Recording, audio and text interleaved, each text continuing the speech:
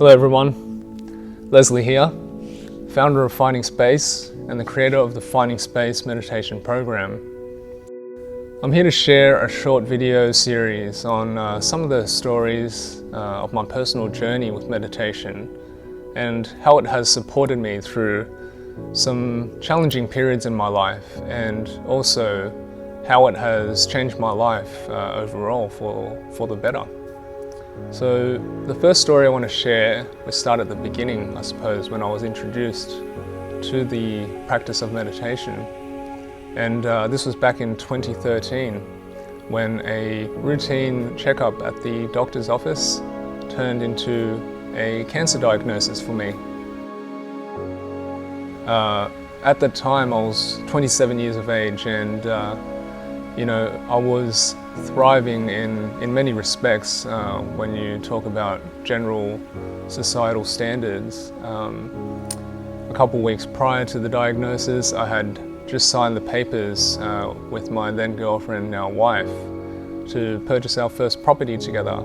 And I had also just received the promotion that I was really working towards for many years. So this diagnosis came as a great shock, and the rug was really pulled from underneath my feet, so to speak, at that time. I was thrust into 8 months of cancer treatment pretty much immediately from the diagnosis. That involved some minor surgery based on some minor complications that I had, as well as intensive chemotherapy and radiotherapy. So it was quite a lot and very overwhelming at the time.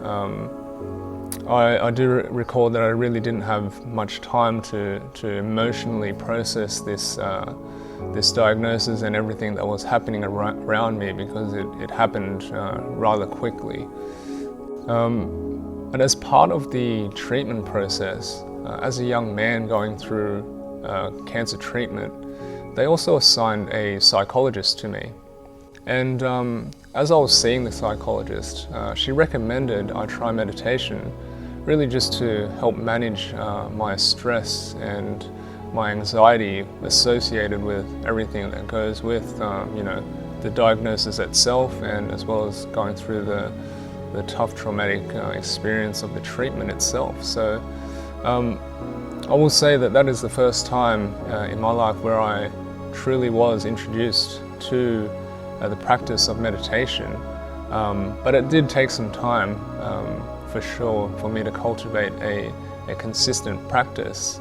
The first year or so, I was very on and off with my practice. I would practice for 2 weeks on, and then maybe 2 weeks I would skip my practice and then jump back on. And this happened, like I said, for about 12 months or so before I properly started and introduced a consistent daily practice into my life. And this was towards the tail end of my cancer treatment process and my process of integrating myself back into quote-unquote normal life, so to speak, going back to work and being clear of the disease.